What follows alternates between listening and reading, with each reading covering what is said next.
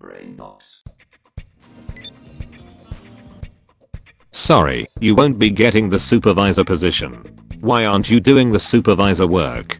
So I worked for a company for a few years, got turned down for every promotion, but was still expected to do the extra work because they stopped scheduling anyone to do it, and I thought it would make me look better if I just did it, covering breaks, checking logs, safety walks etc. We had 3 department managers who only worked during the day and a supervisor for the mid shift, but no management at night. A position opened up for the job, and I put in for it, but then was closed because of labor and budget issues and lack of applications. A few weeks later they complained I wasn't doing enough production and needed to focus more on my work, so eventually I just stopped doing the extra work and let the department fall to shit. We got pinged from the regional manager for missing too many safety walks. We got pinged by health and safety for not having properly filled logs. Customers complained about lack of service due to employees being on breaks. Management flipped shit and said this would probably prevent me from getting a promotion in the future. When I asked why, they told me that these were part of my job duties. But you told me to focus on productivity, not any extra duties. These are part of a supervisor role, not mine. MGMT, you have been doing them for months now. Why did you just stop? You told me to focus on production. MGMT, well, until we find someone to work at night they have to be covered. Wow, so one of the managers will have to close every night. That's rough. MGMT, come on, we're all a team. You can help us out, right? Sorry, I'm not comfortable doing extra duties beyond my role without proper training and compensation. Staff meeting to eat lunch. Not the best post here, but recently my organization started forcing us to clock out for a 30-minute lunch break, ostensibly to encourage a mental health break, but really to save wages, because we are always interrupted or talking about work shit, so we never clocked out. I work at a distribution center for a non-profit, and we constantly have fires to put out, volunteers needing shown around, donations to be accepted, trucks to be unloaded, etc. Today our lunches started late because we had to unload a truck with perishable product, so literally everyone else in the organization and the representatives from our health insurance bank that runs our HSAs, a flag, had to sit and wait for a few of us to sit and leisurely dick off until our break was over just to prove a point. They couldn't say shit since they pushed lunch breaks down our throats. You want hot sauce? Okay.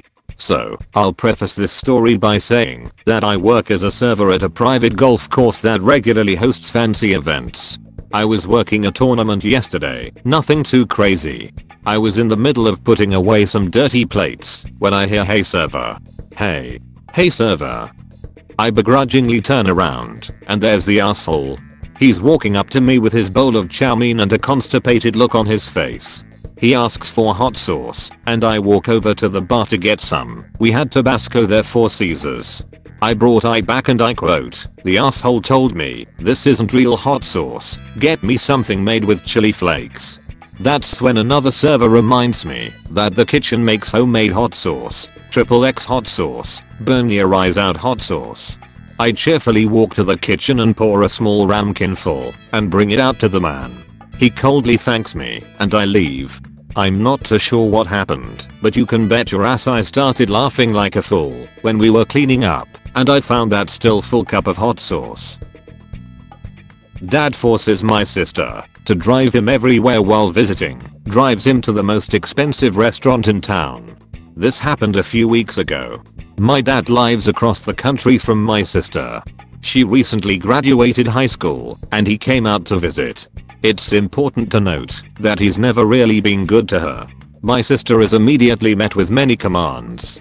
My dad said she must drive him home from the airport to his hotel, then pick him up the next day and get dinner after graduation, along with some other things not important to the story. My sister and mom share a car. When asked how exactly my mom is meant to get around, he replies, "She can just Uber."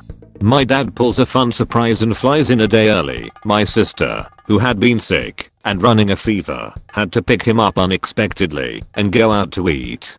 At this point, my mom was mad. She offered to do something about it, but my sister calmly said no thanks. She proceeds to ask all of her friends what the most expensive restaurant in the city is. I won't give away anything too revealing, but this was in a pretty well-off Midwestern city, a really nice part of that, so you can imagine the results her wealthy friends presented her. So, she picks him up and goes to a restaurant where there isn't a single entree item under $75. She orders the most expensive steak entree on the menu with a loaded potato and truffle mac and cheese as sides, both costing extra BTW. She goes home with plenty of delicious food, and he goes home with a $400 hole in his pocket.